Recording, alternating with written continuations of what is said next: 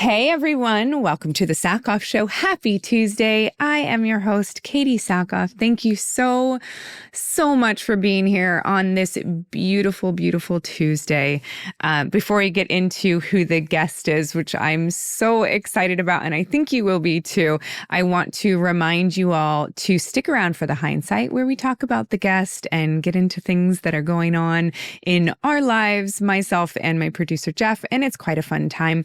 You can also support the show if you go to patreon.com/the Sackhoff Show. I say this every single week and I truly mean it. The fact that you choose us as one of your podcasts means the world, and the community that we've been building over at Patreon is really special. So come join us if you feel up for it. We would love to have you. If not, totally fine. Love you anyway. I am going to be this Friday and Saturday, possibly Sunday, not sure yet, at Rose City Comic-Con here in the Portland area with none other than Jeph Porter, because we're doing a live Sackhoff Show recording Friday night at 8:30 p.m. There is a meet and greet for VIPs and some really great stuff. So go ahead and check that out at Rose City Comic-Con. And I hope to see you there. We're going to put Jeph on stage. It's going to be great. Special guest for the podcast is Trisha Helfer. Now, my guest for today, if you are Flash fans out there, if you are Upload fans out there, this is for you. I am talking with none other than Robbie Amell. I have never met Robbie before. We've never worked together, but we both tried to figure out if we had worked together, which we haven't. If you don't know who Robbie is, he played Firestorm on The Flash. He plays Nathan on the Amazon show Upload, which is in its final season right now. He also has a show on Netflix, a movie called Code 8 that he also produced, and Code 8 2. Those are both available right now, and a movie called Float that he also produced. Really impressive guy. I never met him, and I just thoroughly enjoyed him. You know, I seem to really like the Canadians, hence the reason I married one. But I really love talking to him. Make sure you send those questions and comments to thesackoffshow@gmail.com. We love to hear from you. Make sure to give us those 5 stars wherever you are listening or watching today, and set the alert, because the alert is the only way that you get alerted that we have new episodes out, which is every Tuesday. So thank you so much. I am going to get out of your way so you can get to know my new friend, Robbie Amell, a little bit better.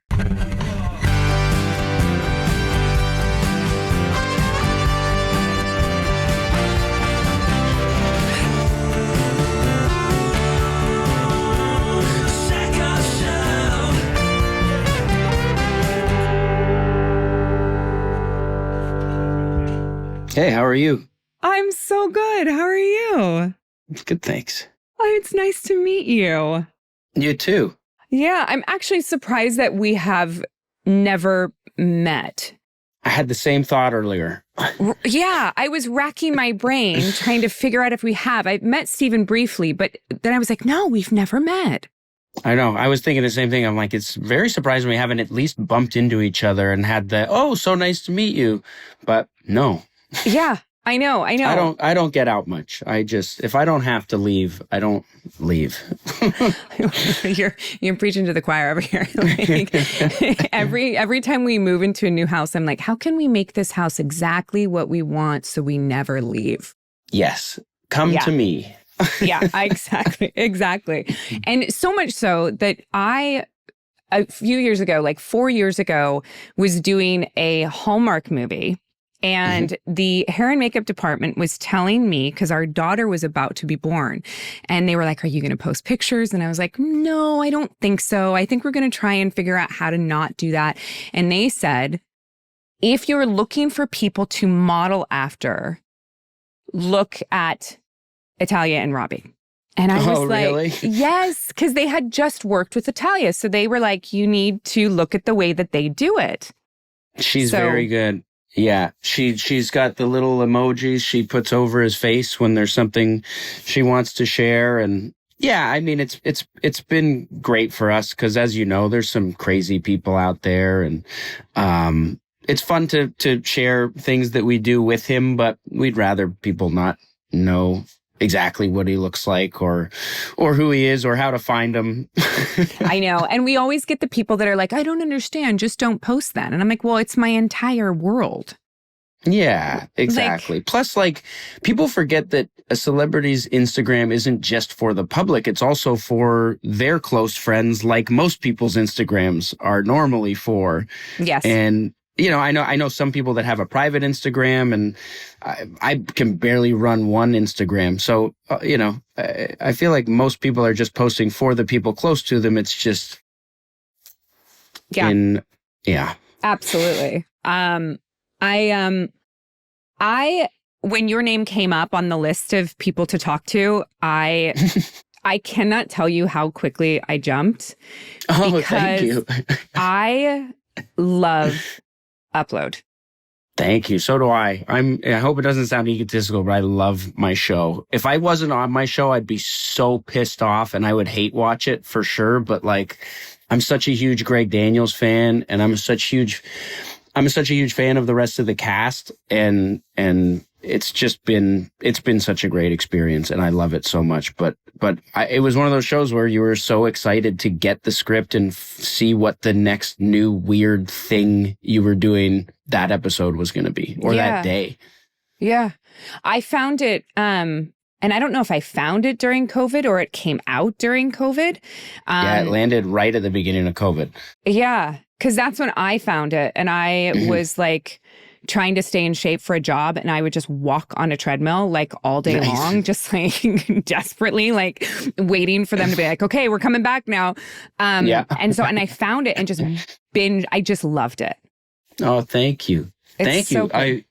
The timing was pretty wild. It was, I think it ended up being April of 2020. It was very early on in COVID. It was like month 1 or 2 or 3.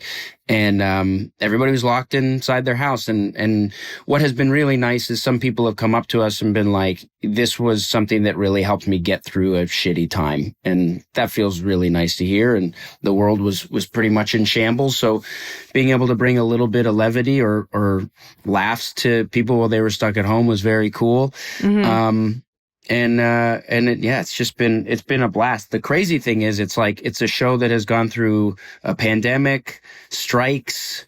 It's been on the air a lot longer than it seems like, just because there's only, when it's all said and done, I think it's 29 episodes. It's 10, 7, 8, 4. So 29 episodes over like 7 years. Has it really been 7 years? Yeah. So we shot the pilot.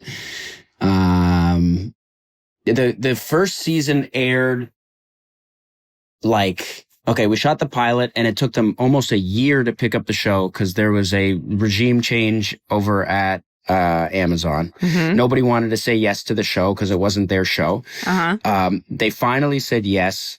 Greg wrote the scripts. We go to Vancouver. We shoot it. Post-production on streaming networks or streaming platforms has gotten faster, but it's slow for what I'm sure you know is because they output it in every single language. So it's like they're all over the place with their post-production. It was also, fairly heavy visual effects for a comedy. But I think from pilot to first episode airing was 2 years. And then, they kind of dragged their feet about picking up the show. They finally did. It was COVID. So Greg finally got back into the writer's room when he could. I mean, and it just ended up being like a year and a half here, a year and a half there. And I was 29 when we started, and I'm now 37. So this has been, this show has been my 30s. Oh my God. It's so funny you say that, because I was just on a show with Amazon and we've got a bunch of early 20s kids on the show. Mm-hmm. And I was telling them that a career is so interesting because if you get a couple long running shows or you run your contract out, which you guys basically did, you can define moments of your life and ages of your life as that. Like Battlestar was my 20s, Longmire was my 30s. I don't know, like Mandalorian, maybe my 40s. Like I have no idea, but that's how I keep track of time. Yeah. Where did you shoot them? Because that's the other thing. I'm like, okay, Upload is Vancouver. So like Vancouver, like I would go in and out of Vancouver I'm from Toronto, so I was in Canada anyway, but like Right. but it was also short stays. Like sometimes I'm sure Battlestar was like 9 months at a time. Longer, yeah. Upload was like 3 months. It was like 3.5 month shoots, and then just a ton of downtime and waiting and hoping for another season. But yeah, it's super weird to think of it that way. But I agree with you. It's kind of like chunks and series and moments. Yeah. And you end up living your life, like you said, in these different pockets of places like Vancouver and then, New Mexico and then you're in New York. And then, so you've got all these different memories as if you're sort of like very nomadic. Yeah. Yeah. Crazy.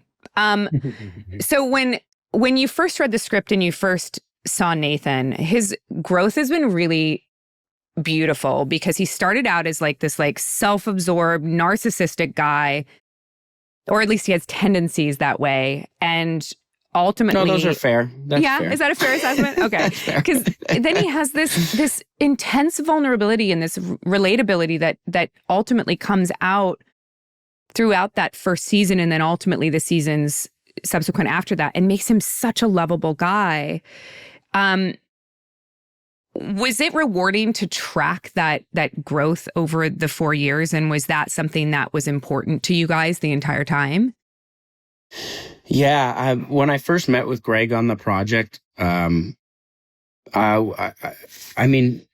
said to him, like, you didn't mean to, but you wrote Nathan in my voice. I was like, this guy's me. And we had this great talk, and we sat down, and he was like, my daughter showed me a movie you were in, and I thought you were great. And I was like, I'm a huge fan of yours. This is really cool.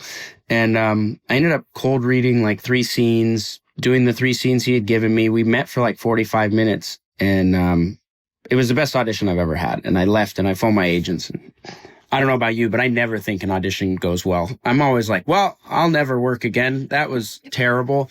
Yeah. And I phone my agents. I'm like, that's the best audition I've ever had. I think it went great. I think I got a shot at this. And they phoned me. They're like, Greg loves you. You were the first person to ever read for him. So he needs to see other people. I'm like, okay, sure. So about a week later, they phoned me and they were like, he's going in a different direction. He loved you, but it's not working out. No, that's the worst. Yeah. I hate that feedback. I know. I was like, can I do anything? Like, is there nothing? And then about a month later, it was the Wednesday night before Thanksgiving Thursday, would have been 2018. And my agent phone was like, you're going back into screen test on Monday for Greg. And I thought it was like me and a bunch of guys. I go in and it's just me. And Greg's like, hey, it'd be great or he goes, you were the first person to audition for this. It'd be cool if you were the last. And I was like, yeah, that'd be really cool. And I spent the next 3 weeks chemistry reading with Nora's and Ingrid's and not having the job and just hoping that I didn't act my way out of the job. And eventually nobody at Amazon would say yes or no. And Greg eventually was just like, guys, it's him. He's my guy. But long story long, I guess, I met with Greg and we talked about the character once I finally had the role. And, a big part of the first season are his memories and what he doesn't remember about his past. And, right. And you meet this guy who, like you said, is this kind of egotistical, self-absorbed narcissist. But I don't think he's a bad guy when you meet him. I don't think I don't think he's meaning to do harm to anybody. I don't think there's intent. And then he goes on this journey with Nora and she shows him a different world and kind of gives him perspective on things. And he starts to grow as a person. And then you find out these memories at the same time. The audience and the character find out the memories at the same time. And you're like, damn, this guy was an asshole. And he didn't remember his worst moments. And I always thought it was an interesting question of, are we our own worst moments? Are we the worst mistakes we've ever made, or can people change? And over the course of the show, Nathan learns from Nora and grows as a person and becomes a totally different person than he was in season 1. In season 1, you have this guy who would do anything to save himself, put himself first. And in the series finale, you have a guy who just wants the person he loves to be happy. Yeah. Which I think is beautiful. Yeah. I find it so interesting too, because his growth is something that is triggered by his death. And, you know, you question whether or not, had he met Nora in the real world, would he have had that same change without his death? And I think that's also such a beautiful question throughout, you know, if you think about the show on a deeper level. Yeah, I completely agree with you. And I think that's kind of this show is about, a digital afterlife, but I think what Greg does so well is that's all background noise. And, you know, that's kind of a thing to suck the audience in. But at its core, this is just a show about people and their relationships. And I think that's what makes for good television and makes things relatable and makes it so you can see yourself in these people. Yeah. And Greg's just so good at that and writing these relationships. Yeah, I agree. I think that for me as a viewer, like watching it, I think ultimately it's sort of about choice, you know, how you choose to live your life, how you choose to ultimately die. I mean, these are all things that you can plan out now. And I don't know, has that sort of made you think differently about, has it made you think differently about the way you live? I mean, well, part of it is just 7 years of my life. I've changed as a person. I have a 5-year-old son. Whoa, so right, your son was born like while you were filming. In between season 1 and season 2, my wife had our son. And that's been the biggest perspective shift for me in general in life. And so it's tough to differentiate what is like me learning from being on the show versus me learning from the real, like just from life. There was a global pandemic at the same time. That changed how a lot of people live and how they see the world. Yeah. What I will say is I watched Greg, who I have been such a huge fan of. His son Owen plays AI Guy on the show. Yeah. Who is also a writer on the show. I had no idea. I know, and he was only 18 when I first met him. I thought he was Greg's assistant. I didn't know that he was his son, and he was in the office for all of these chemistry reads, and I got to know him. And he's brilliant, and he's incredibly funny, and he's so kind. And I got to watch Greg work with his son, which is so cool. And so I just kind of learned from him on a professional level and also on like watching him as a dad working with his son and having no ego about things, even though he's so successful. I don't know if I changed too much because of the show. I think I take a little bit of everything away from anything that I'm shooting, and it's more about the people I'm working with and what I take away from them rather than the character that I'm playing. Yeah. For Nathan, it was very much like I was playing a version of myself. It just always felt like it was the words were coming out of my own head. Yeah, I don't know if that answers the question at all. No, it does. I mean, it's the truth though. Like, I mean, we've got 2 kids and our daughter's almost 4 and our son is 15 months. And wow. The moment that the doctor is like, and here you go. It is, I mean, at least for us, it was instantaneously. I was like, I would die for you. Like, yeah. I would do anything for my kids. I don't mean as much anymore. No, nothing anymore. And it really has the ability to, as a performer, I think, your emotions are like right there. Yeah, I agree. Yeah. The biggest thing for me was just a perspective shift of what's important in life. And saying it out loud, it sounds like a bad thing, like, oh, I don't matter as much anymore. But it's really the opposite. It's such a beautiful thing to have somebody and something you care about so much more than yourself, which I mean, my wife and I have been together a long time, and I would do anything for her. But to have something together it's just kind of tough to put into words, but is very special. Yeah. I mean, it's also different in the sense because, like, you know, I adore my husband, but he also has himself. He's like, I got this. like, he's not, you know. They don't need you. Yeah, they don't need us as much as the thing we're keeping alive. No, I mean, narcissistically, I would like to think that he does need me, and that, like, you know, he really didn't truly start living until he met me. But of course, yeah. Yeah, no, I mean, I'm also pretty aware that he's going to be okay.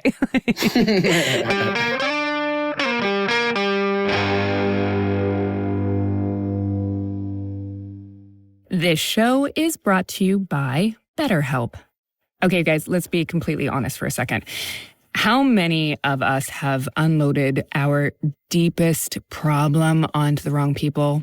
Yeah, I'm thinking about, like, I don't know, like my hairdresser who literally hears way too much, way too often, or like a barista who you think is giving you like the best advice in the entire world until you realize that was like terrible advice. And we usually do like the school drop off to like the friend on the corner, and we're like, hey, do you think my life is falling apart? I get it, okay, because we all do it. And while it's kind of funny, the truth is those people, they're not therapists. They mean well. I mean, I mean well when I give advice, but I don't always have the tools that we really need. You know what I mean? And that's why BetterHelp is the better way to go. It's actual therapy with licensed professionals, people who have trained to help with anxiety, relationships, depression, parenting, whatever you're going through. They've been connecting people with the right therapist for over 10 years. And they've got the numbers to back it up. 4.9 stars across 1.7 million reviews. That's wild. And the best part, BetterHelp does the heavy lifting for you. You answer a short questionnaire and they match you with someone who actually fits what you were looking for. And if it doesn't feel right to you and it's not a good fit, that's okay. You just switch. So like there's like no awkward breakup. There's just click, move on. It's all online, super flexible, and you can literally pause anytime if life gets too busy. With over 30,000 therapists and 5 million people helped worldwide, it's the largest online therapy platform out there. As the largest online therapy provider in the world, BetterHelp can provide access to mental health professionals with a diverse variety of expertise. Find the one with BetterHelp. Our listeners get 10% off their first month at betterhelp.com/Sackhoff. That's BetterHelp, HELP.com/Sackhoff.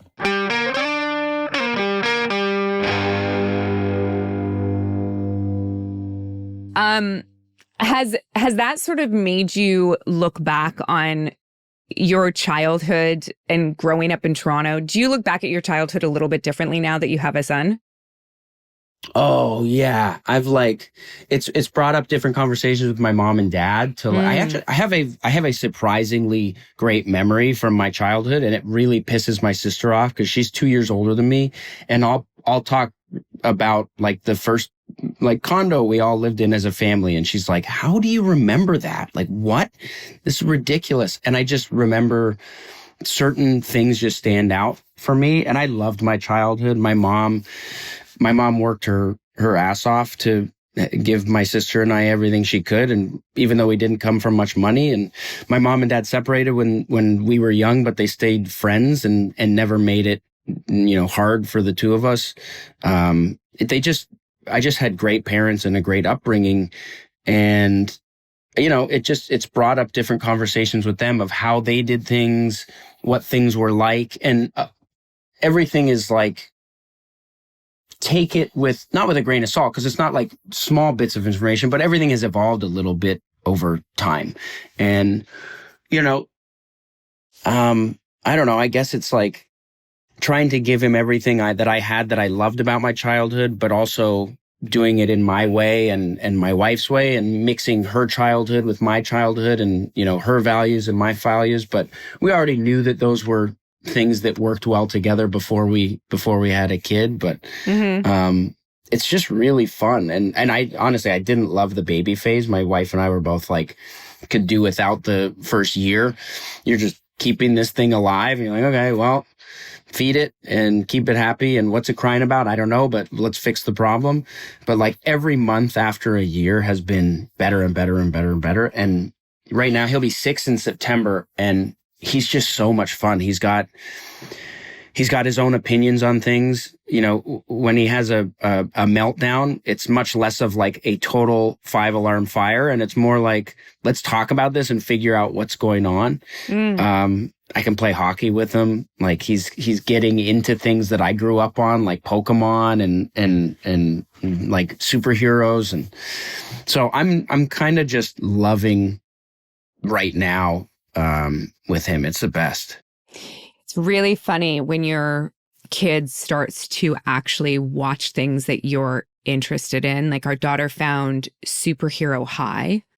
Cool. And then she got obsessed with Wonder Woman. And I was like, oh yeah, like I can make believe the shit out of this. Like, like tap me in, coach. Like, here we go. Like, this is the fun stuff. I don't do princesses well. I have a really hard time with like, let's have a tea party. Like my husband's like, I got this. But like, as soon as she was like, let's fight, I was like, oh my God, this is the best day of my life. Are we?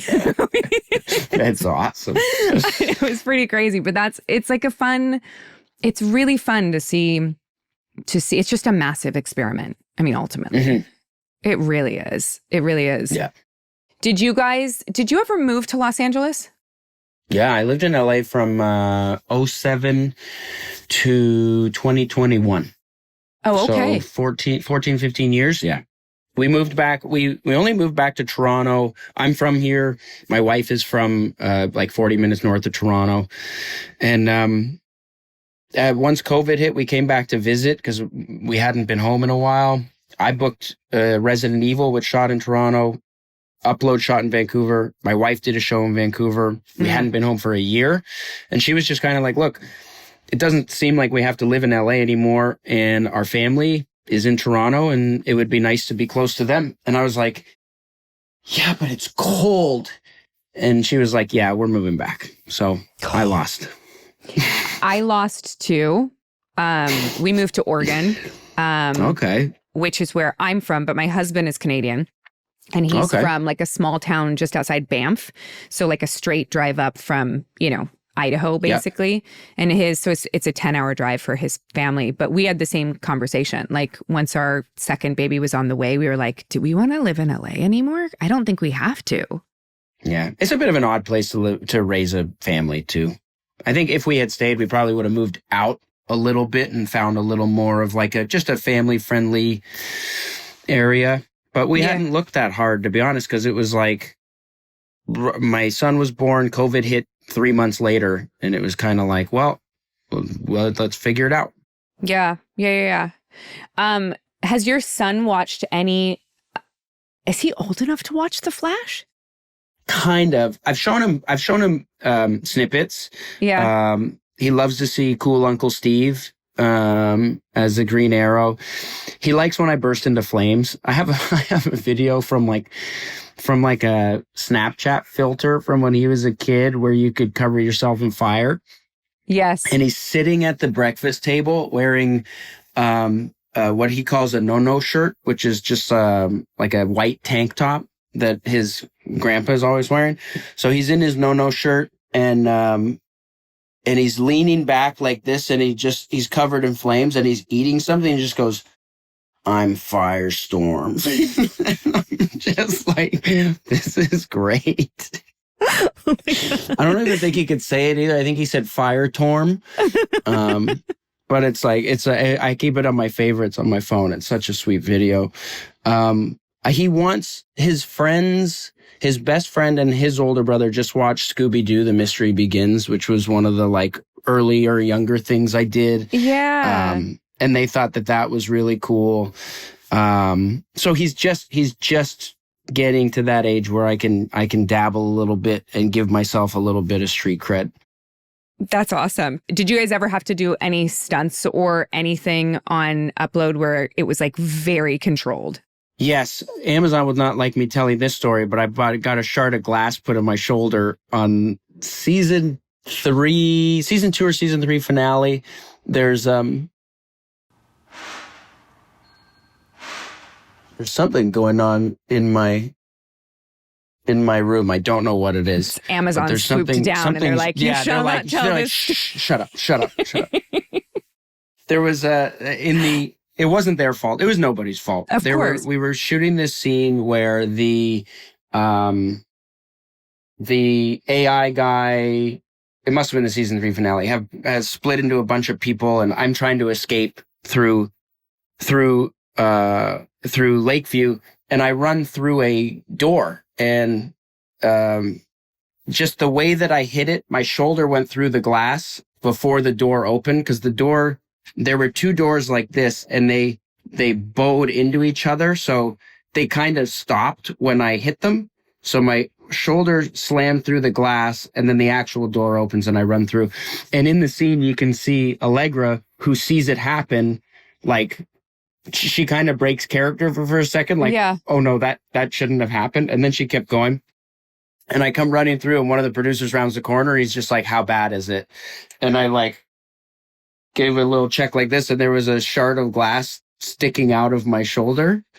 And I was like, I don't think it's too bad. And so we pulled the shard out. It's a really small scar. It's just like the size of the tip of my pinky finger. But just the idea of pulling this out, and they're like, everything's okay. It's not a huge deal. Yeah. I'm like, it's totally fine. So anyway, I'm going to hold that over Amazon's head one day and go for it. Get some free shipping or something. Go for it. I know, exactly. I thought originally in my career that I should at this point be getting free Starbucks. And then now I should get at least free Prime. The second I was on, and I was like, I'm the lead of an Amazon show. It's $10 a month or whatever. I'm like, give it to me. Nothing. Forget it.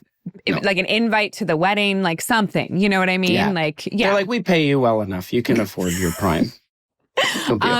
Okay. So speaking of Europe and that part of the world, when I was doing my research on you, I saw that you were at Monaco with Williams Racing.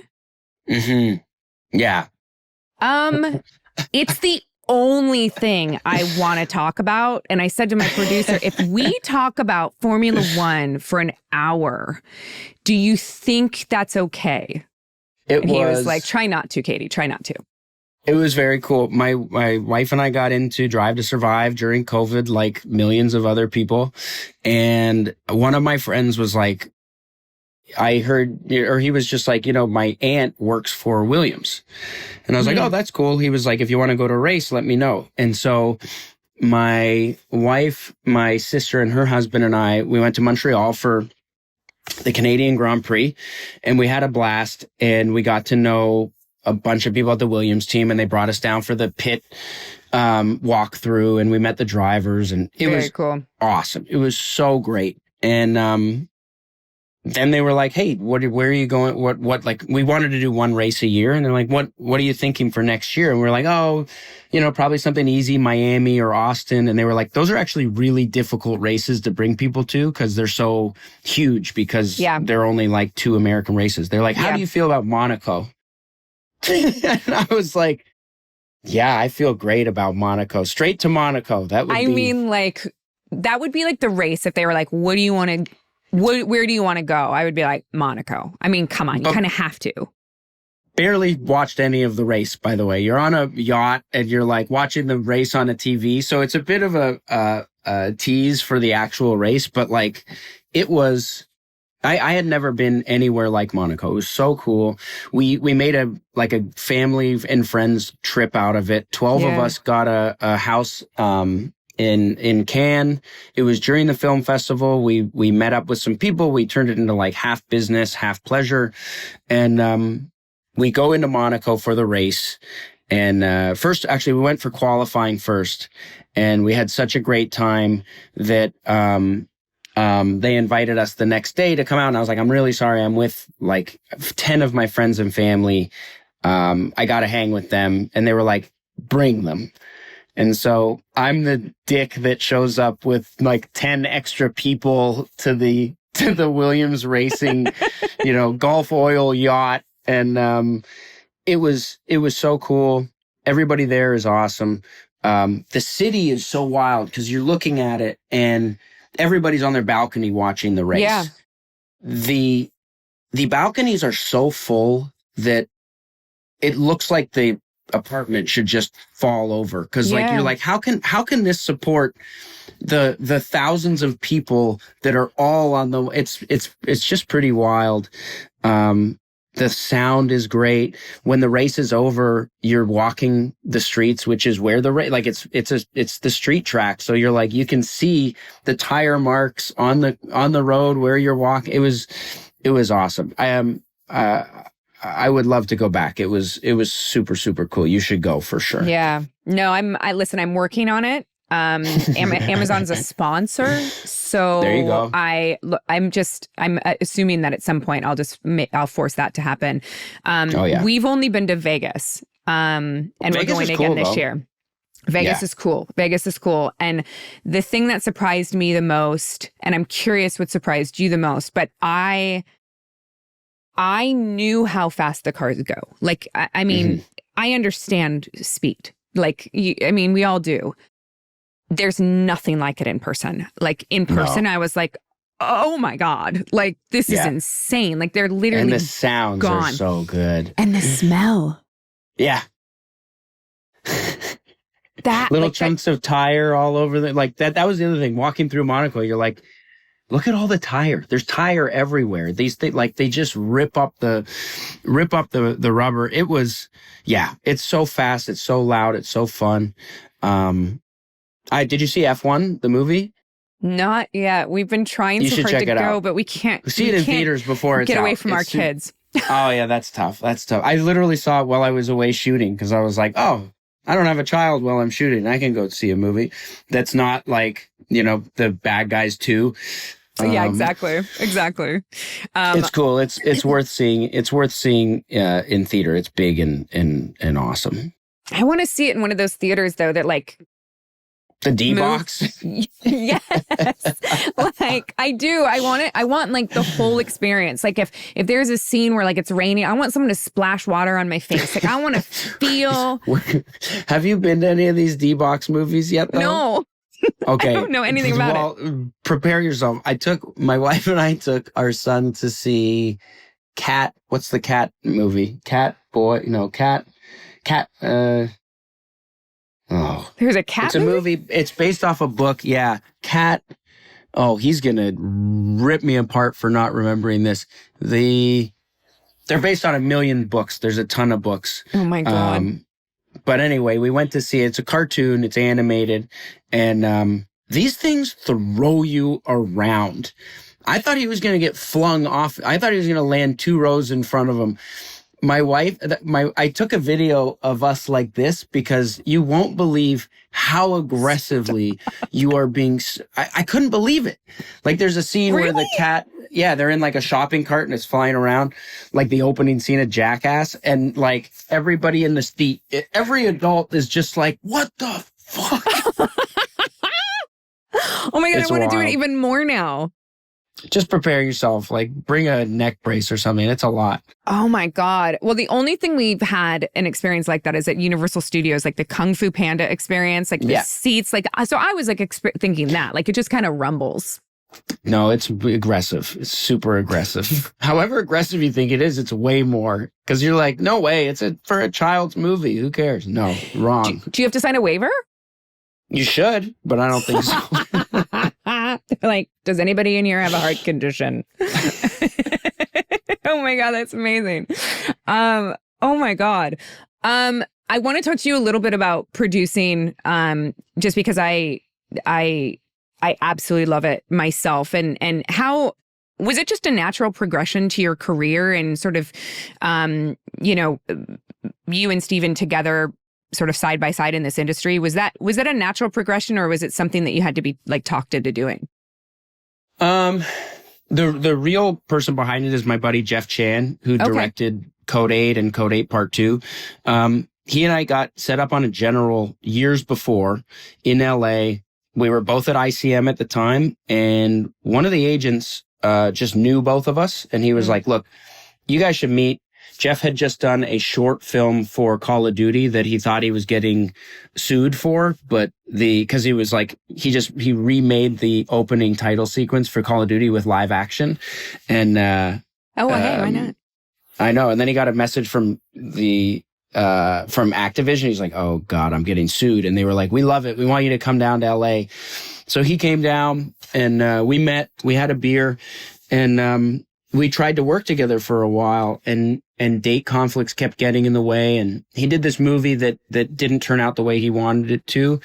And, he phoned me and he was like, look, I got 25 grand.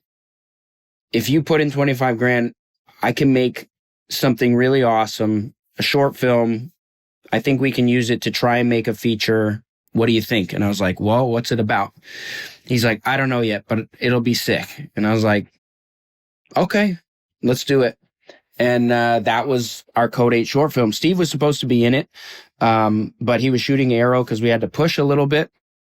We ended up getting Sung Kang, who we were big fans of and are big fans of. And that was kind of just the start of the producing side. And Jeph and I now have a company in Toronto. It's like a little studio up here with pre-production, production, and post-production facilities. We've taken 4 movies, Code 8 Part 2. We did a romantic comedy called Float. And then we just did a movie about racewalking. I saw the trailer for this and I was like, I need this movie in my life. It's pretty special. It's we went to Slam. It's a very small movie, made with friends and family. It's got a very Ted Lasso feel to it. It's very feel good. I like to say it's Cool Runnings meets Happy Gilmore, but set in the world of racewalking. And we went to Slam Dance. We won the grand jury prize. It's a great little movie. So that was the most recent movie we did. We just sold a couple of TV projects. So I kind of love that side of the business. I also love just showing up to work and not having to do that. I think there's definitely something to be said on both sides, because producing is just putting out fires. That's pretty much it. You prep as well as you can, and then things go wrong, and that's okay, but it's just kind of adapt and figure it out. But I do love both sides of it. I would like to direct at some point. I was thinking about it on Upload. But the final season only being 4 episodes, it was let's bring back, a couple of our favorite directors and blow it out. But yeah, I kind of just love the business and all aspects of it and kind of learning about it. And I'll take some of it, I'll leave some of it. And more than anything, I just find working with good people is kind of the best thing to do. What is it, not to go fully backwards, but what is it about this industry that inspired you to get into it? Because you were an athlete, right? And so what was that transition like? I grew up playing hockey. I thought I would go into sports medicine. I planned on studying kinesiology, doing something in that world, but I didn't really have much of a plan. And I did commercials when I was a kid. My mom got my sister and I into it because we didn't have any money. And summer before 11th grade, I got my first movie audition, which was for Cheaper by the Dozen 2. And I just happened to book it. And it was one of those things where I shot for 2 months. I couldn't really screw it up because I didn't have more than a couple lines. It was more just kind of go be on that jet ski in the background today. It was the easiest job in the world, and it was more money than I had ever seen. And I was like, okay, well, this was really fun. I would love to try and do this. And that was just kind of that foot in the door. I started to take some on-camera classes and workshops in Toronto. I booked a little show called Life with Derek, which was a Disney show that shot in Toronto and was on Family Channel here. And that gave me enough press to put together a little kit and get my O1 visa and move out and give it a shot. But it was kind of just a steady progression of, I'll just try this. oh, this was fun. You know, I'll take 1 year off of school before I go to college. And if it works out, great. If it doesn't, then it was just a gap year like everyone else, or like so many people take. Looking back at it, it was probably a bigger deal to my parents than it was to me at the time. It was just kind of like, I'll try this and see if it works. And luckily, it's just continued to work. But before that audition, I never even remotely considered acting to be something that I could do for a living. Mm-hmm.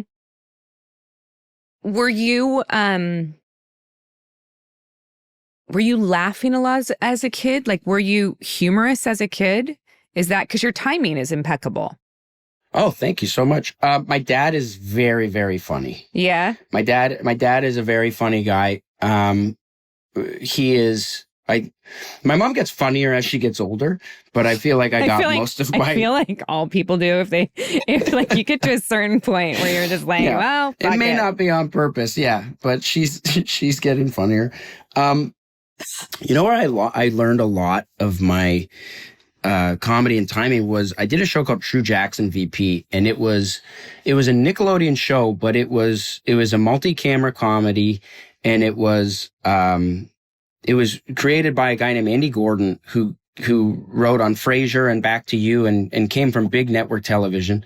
Our producing director, who directed more than half of our episodes, is a guy named Gary Halverson, who directed over 50 episodes of Friends, 50 episodes of 2.5 Men. So these were guys who they really knew the beats. Yeah. And that was just kind of like comedy boot camp for me, because whether the joke is for, you know, a 10-year-old or a 30-year-old, the timing is normally the same. It's just the content might be a little different. So I learned a ton there.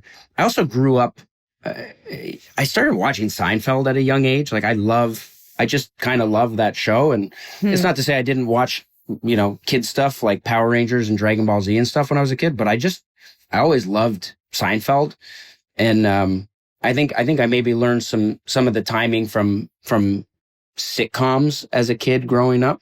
Yeah.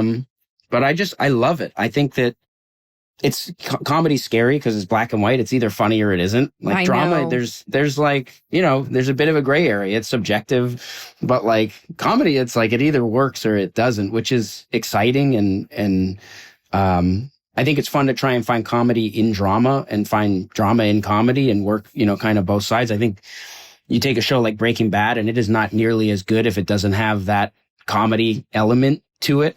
Yeah. The absurdity is in that situational comedy is really on point, which I think is sort of, you know, the same. Upload has that, where it's just situationally just fantastical and ludicrous. Yeah. And I've been very lucky to just learn from great people. Like Cheaper by the Dozen too. I got to watch Eugene Levy and Steve Martin and Bonnie Hunt they would play theater games in between takes, which was unbelievable. I did a show called Zach Stone is Going to Be Famous, and I got to learn and watch Bo Burnham, who's like one of the most hilarious and genius comedians I've ever seen. I did a show with Josh Gad, and I got to watch him. Like I've just been very lucky to work Mae Whitman. Like I've got to work with very great. Funny. I know, they're just like, when somebody has it, it's so fun to watch and be like, oh, that's how you do that. Or like I did it on True Jackson. I was working with Greg Proops, and I remember one time I was just like, I couldn't get this line, and I was like, Greg, I was a big Whose Line Is It Anyway fan. I was like, Greg, can you please help me out here? I can't find this. And he was like, try one like this. And he didn't line read me, but he told me how to do it. And I was like, oh, God. I'm like, that's so good. I didn't even think about that. Yeah. It's so simple, but he twisted it. And I was like, okay. But yeah, I love it. I just love it. And I love watching it. And like on Upload, sometimes I'm the straight guy, which is also fun too, because I'm kind of the audience in that scenario. I get to watch the weirdness and the hilarity and just be like, okay, and just like move on from it. It's very fun. I've been very lucky. Well, it's awesome, and I really enjoy it, and I loved watching the remainder of it. So thank you. It's great, and I honestly can't believe we've never met. But me too. Maybe Maybe we'll see each other at a Formula One race at some point. There we go. We'll go to Monaco. We'll go to Monaco. I'm going to call Jeff Bezos and I'm going to tell him. There we go. Yeah. I have a plan. We got to go. We got to go. This is the thing. You're going to have to rent this entire hotel and just all the balconies. We've got this. It's my plan. Perfect. Thank you for taking the time to do this. It's been really great. And thank you for opening up and sharing a bit about your life. I love that. Thanks for having me. This was great. It's very fun to chat. And I feel like now that we've had this talk, we'll probably meet within like 2 months. It'll just, I'm sure. We'll be like, oh, of course. Now we have that thing. Yeah. And we get to meet. Yeah. Yeah. No, I'm sure it'll happen. I'm sure it will now. And now I'll be like, oh my God, we know each other. And people are like, you guys know each other? Have you worked together? And we'll be like, we go way back. Go way back.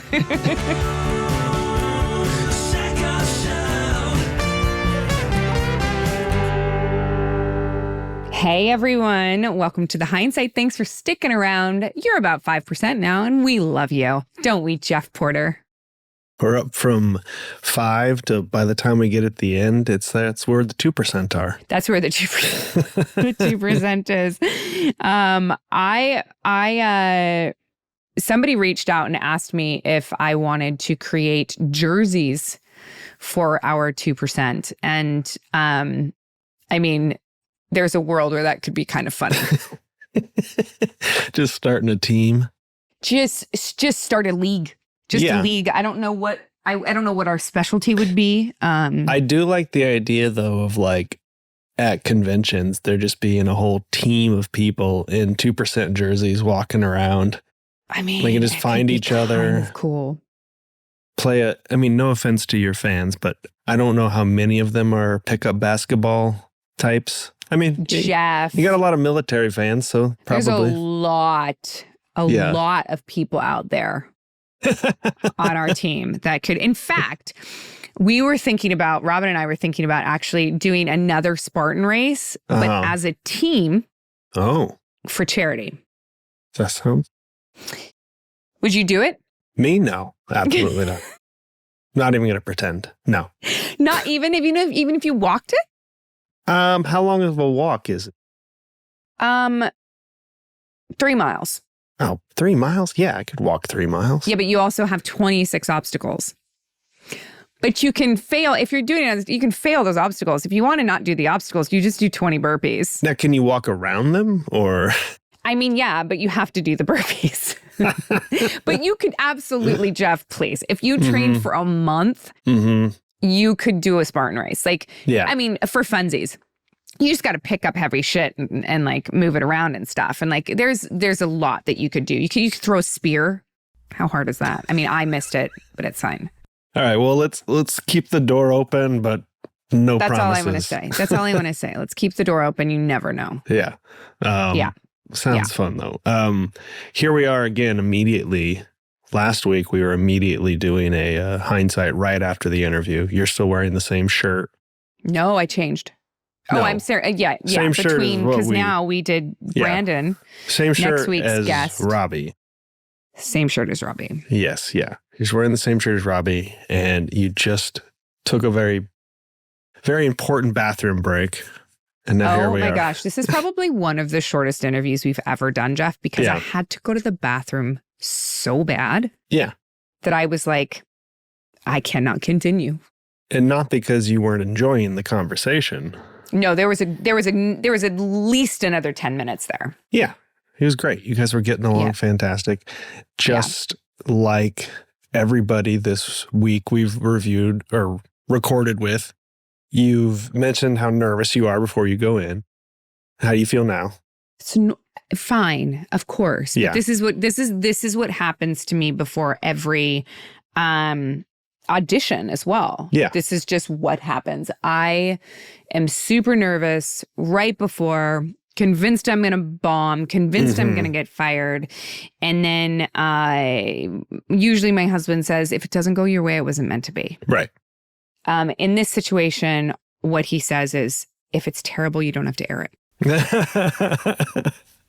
Yet, there hasn't been one that we haven't. Well, there was one we didn't air, but we're working on potentially airing it still. But one we haven't aired. But for the majority, Every single one has. The majority. Even the ones that didn't. Even the ones that didn't feel great, we've still aired. Yeah. For shizzle. Because there's some value. There is, of course. Have you seen Upload at all? No, but now I want to watch it because it seems Jeph, something right up my alley. It's funny. Yeah. I mean, it's funny. It's Greg Daniels who adapted The Office and Parks and Rec and all that stuff. So yeah, it's super funny. It is, one of the things that Greg Daniels does so well is he creates this absurd comedy that is ultimately at its core a social commentary. Mm-hmm. And that's exactly what Upload is that he is, and it's what he does so brilliantly, and what Robbie does so brilliantly in this show, and he said it in the interview, is that he is really the audience's perspective, because his facial expressions and his reactions to the absurdity going on around him is perfect. Yeah. It really is. I remember when this show first was around, and I remember thinking to myself, this is a show that I would like and I should watch. And then it just never did. But I added it to my list of shows to watch, which is getting scarily big now. I know. Of course it is. I stumbled on this show. And you know what's crazy? And the fact that he talked about it, it was 7 years of his life. I thought that it had been canceled. Yeah. Because I didn't know about it. And so when Robbie came up to publicize the 4th season, I literally went, wait, there's a fucking 2 and 3? Oh my God, I'm so excited. And then Amazon also sent over the final episodes. And I was just like, this is the best week of my life. And it just so happened that I was up shooting Carrie and I had nothing but free time. Yeah. And it was glorious. It's such a good show. And the actors around him, there are this woman named Andy Allo and Allegra Edwards and Kevin Bigley. Mm-hmm. And then the person that he mentioned who plays the AI, which is Greg Daniels' son. Right. They are some of the funniest, authentically acting crazy people I've ever met in my life. Yeah. Allegra Edwards should be a star. I mean, maybe she will be. She's so fucking crazy. I love it. She plays this character named Ingrid. Yeah. Who at one point, because Nathan was her fiance when he died, and I don't want to give too much away, but her dad killed him. Spoiler. And she's like super rich girl. Too much away, but yeah, and you find that out pretty soon. Okay. At one point, she pretends to be dead to go into the afterlife with him. And the way that she does it is magical.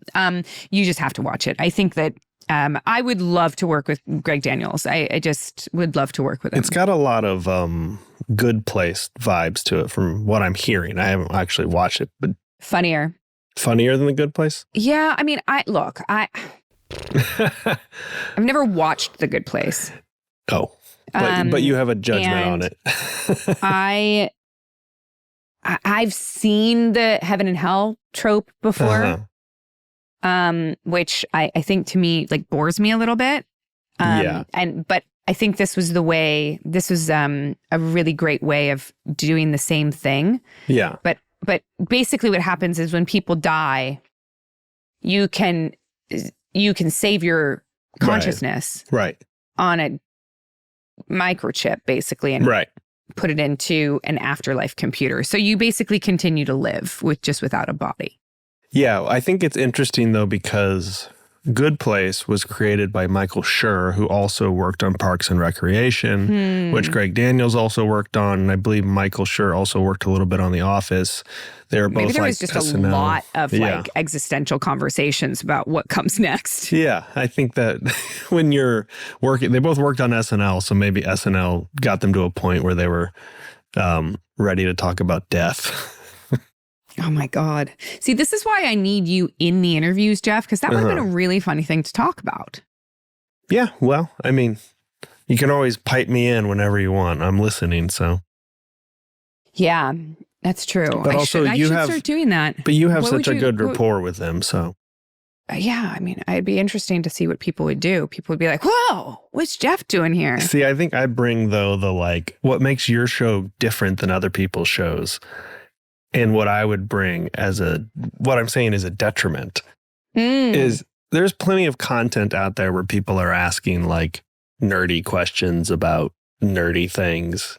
You're actually having a human conversation with somebody, which sets your show apart from other shows. You don't need me in there being like, well, tell me about your time at SNL with Mike Schur and da-da-da-da-da. Our audience would grow, though, Jeph, because there's nerdy people out there that are like, hey. You need me for the clip outs is what you need. Come in for the... True, we do. I need you to pipe in and be like, 5 questions. Yeah. For the social algorithm, here's 5 questions. Do it in that voice too, though. Yeah. But I need you to have glasses that flip up, like a sunglass that flips up. So you sort of like. We need to do like, do you remember Max Headroom? Do you know Max Headroom? No. Oh boy, Katee, you know Max Headroom. You've got to know Max Headroom. I do not. If I show you a picture of Max Headroom, maybe you'll recognize him. You say that. I don't know. Are you texting it to me? No. No, I'll just throw it up here on the Zoom. Tell me if you recognize this guy at all. Any of this look familiar to you? Nope. Max Headroom? Oh my God, Katee.